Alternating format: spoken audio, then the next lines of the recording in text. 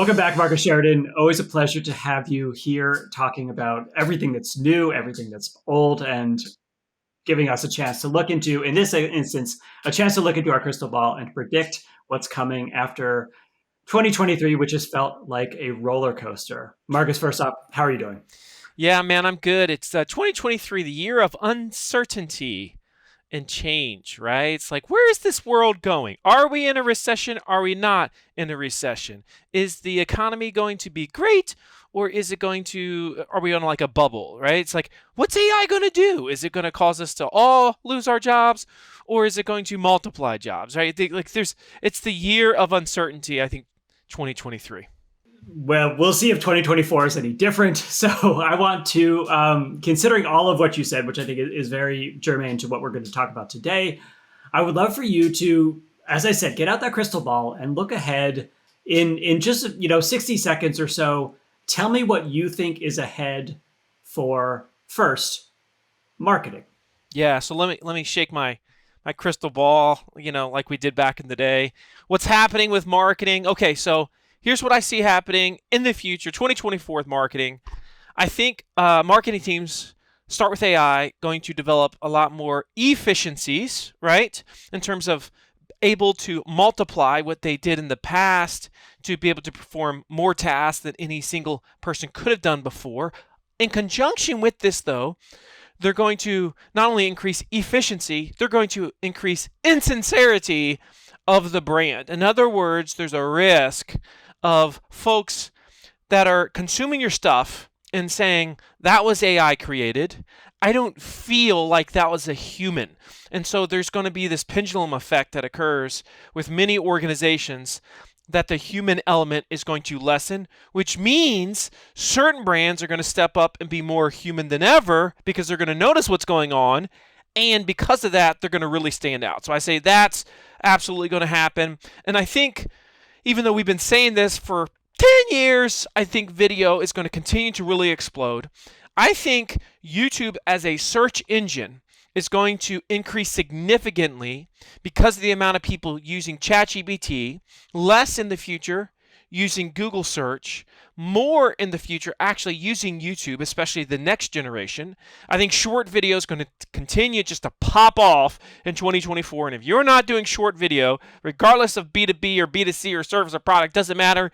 You should be doing short video. You should be thinking about, as a marketing organization department, having some type of videographer or multiple videographers in-house. You need to be producing your own video content in 2024 and beyond. But I've been saying that for years, y'all, so this shouldn't come as a surprise. We've just been ahead of the game.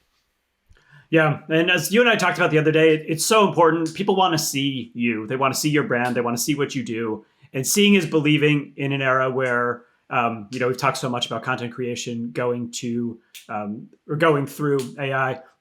Something that I think we don't talk enough about is we talk a lot about AI being an efficiency builder for content creation, for video, for editing, for social media scheduling, lots of different things. I think it's going to have a huge effect on the way that we analyze data and the decisions that we can make from that data. And we're seeing that start to shake out as well. And more tools will give us better insights into our customers, more insight into the customer journey than ever before. Yeah, I mean, who wants to do the data work? Nobody for the most part. Like, there's not many people that want to do it. A lot of people don't know how to do it. And a lot of folks struggle to just ascertain, well, what does this actually mean? So I do think, to your point, AI is going to have a huge impact on our ability to read data, to understand patterns, and to essentially just have takeaways of, that's what's actually happening here, so therefore that's what we need to do. Right. And then it's up to the person to tell the story behind the numbers. The data, AI can help us parse the data, understand the data, and then we can present the data in a way that's compelling. Awesome. Marcus, I want to jump from marketing to sales. Tell me what's ahead for sales in the year ahead. So once again, let's start with AI. AI is absolutely going to be affecting sales teams. And I think you're going to see a lot of, let's just call it the cold outreach is going to be AI is going to be impacting that. And I think for the very few salespeople that learn how to use AI and how to integrate it into the mix while still coming across as a human soul, they're going to be very effective, and they're going to widen the gap between them and those that are the laggards. At the same time, I definitely think that we're going to continue to see a trend of self-service is going to be fundamental in the sales process for any organization. The organizations that are trying to force the buyer into their sales process versus admitting it's called the buyer's journey for a reason, and therefore allowing that buyer to do as much as they can possibly do without actually talking to a human first. This is going to be key for really any organization. Again, B2B and B2C. And so you should be thinking about self-service. You should be thinking about what happens right now with a human in the sales process that we could replicate at least to a decent degree, especially when it comes to things like recommendations or even quotes using calculators and such on our website. That's going to have a big, big effect. And one last thing I'll say about a trend that's not a good trend, Becker, that I continue to see, less and less organizations are training actual communication, interpersonal communication with their sales teams. They spend way too much time talking about things like, let's analyze the pipeline, and not enough time doing things like role plays and working on those fundamental sales skills that allow us to communicate and ask better questions and achieve bigger breakthroughs with our prospects during that customer journey. And so I think the companies that actually invest in that still realize that this is the most important part of the sales process, they're going to stand out very easily if they're doing proper, real sales training and not pipeline review. Love it. Something you say all the time, Marcus, is we need to sell the way our buyers want to buy. And that makes so much sense. And when we train our salespeople to be good communicators, we allow them to play the role that buyers want them to play in the sales process. There are times where buyers do want to work with the salespeople. If those salespeople are people they can trust, who will listen to them, who will help understand their problems and give them the right path forward rather than the hard pitch, the sell at all costs type thing. Totally agree. All right, so I want to go to the third of the triumvirate.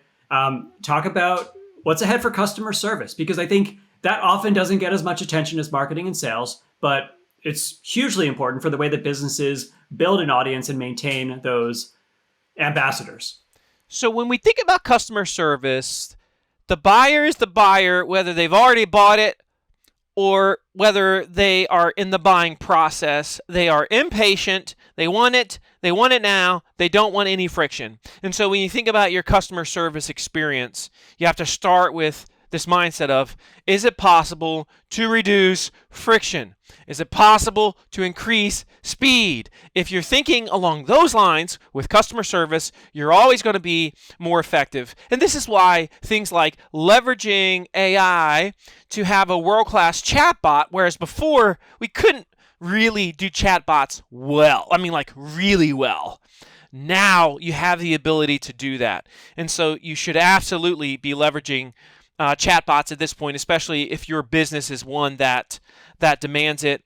And I think ultimately companies and organizations continue to realize that because the buyer is so in charge and because they influence so much of the brand reputation because of things like online reviews, that companies are going to continue to invest more, not less, but more in customer service because the impact that it has on PR. I mean, in many ways, customer service is the new PR, right, for organizations.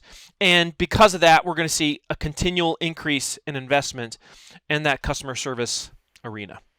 Yeah. And also, as you say, Marcus, if we are investing in a sales-less buying experience where people can buy without having to talk to a salesperson or as much of the process as possible, you have to have a good customer service process so that there isn't buyer's remorse, so that people feel supported after they make a purchase. So that 100% seems to track everything that you're saying across marketing and sales and customer service. So I want to give you the last, as kind of an overarching one, what is ahead for leadership, company culture, those kind of big, a little bit more nebulous, a little bit more in the background, but pulling all the strings. What's going to change there? I think a lot of leaders we're going to see what we've always seen, which is there's a small percentage that are willing to look ahead, look around the turn, that aren't going to sit there and say, well, this is the way that it worked for me, and this is the way that my daddy or mommy did it, and so this is the way that I'm going to do it. No, I mean, so you've got to really be willing to change in a period of incredible change. You have to give the ability for your team to experiment with AI and to get in the sandbox of AI. The great leaders are going to do that. The poor ones are just going to think it's a fad, or they're just going to wait for everyone else to take charge in their industry.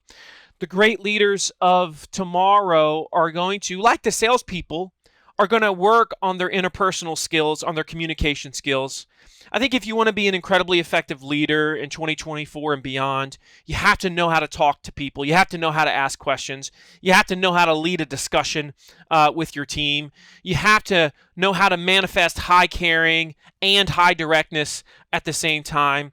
I mean, these communication skills, which we take for granted, I think it's the great divide between average and great leaders going ahead and as we move forward.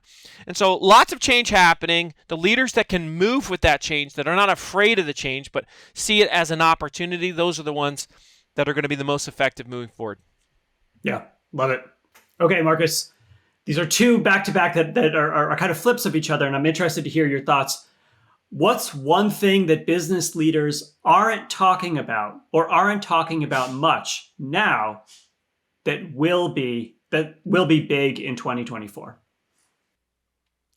I think the thing that business leaders aren't talking as much about as they should be is the impact that ChatGPT and AI will have on search, and how search traffic will decrease.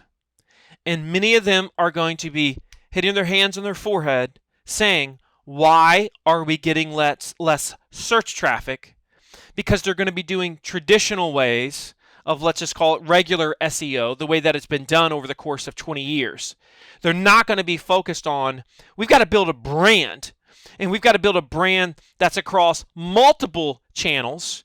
We can't just be good with, let's say, straight regular content on our website any longer. We've got to be world-class with things like social media. We certainly got to be great with video. And so there's going to come a point where many are going to accept, okay, just this little bit I've been doing with that SEO company is not going to get me where I need to go if I want to be sustainable in the years ahead. Yeah, great, because we're seeing search fracture. You already talked about YouTube being a bigger and bigger search engine. We know the social media, especially for younger generations, is the search engine, replacing a lot of what traditionally has been on Google. And then generative search, both in Google, in ChatGPT, in Bing powered by AI. There are lots of options for people to get answers as opposed to the traditional search experience. Yeah, awesome. So Marcus Sheridan, just to wrap up, if you had the ear of business leaders, how do they prepare for the year ahead? What gets them in a place where they can best be ready for things that they might not totally know are coming? So my biggest recommendation for 2024, if you're a leader, is get excited about it. Know that this is the time. We see this only occasionally in history. We saw this around circa 1997, 98, 99, when this thing called websites are really just getting started, and many business leaders just stood back and waited. But some jumped in and said, we're going to take this really, really seriously. And they became the preeminent thought leaders of their industry, because they not only embraced a website, but they embraced things like addressing their customers' questions aggressively on their website, that they ask you answer mindset. So we're seeing that again right now. 2024, we're going to start to see this major shift. AI is affecting all of us, and there's going to be a minor group of leaders, of organizations that just go into AI full force, and they say, we're going to leverage it. We're going to figure out how to stay human, but become multipliers as a result of AI. Do more than we've ever done and do it better than we've done before. Most are going to sit back and watch. The ones that are willing to lean in and experiment and get in the sandbox, they're going to jump 5 years ahead of the market, and we're going to be reading about them in the history books. That's how history works. And so I'm excited for 2024.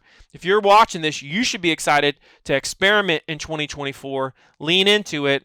And again, you got to get great with video, and you better be great at showing and telling your story. You've got to become a phenomenal storyteller in 2024 and beyond if you want to continue to humanize your brand in this time of AI.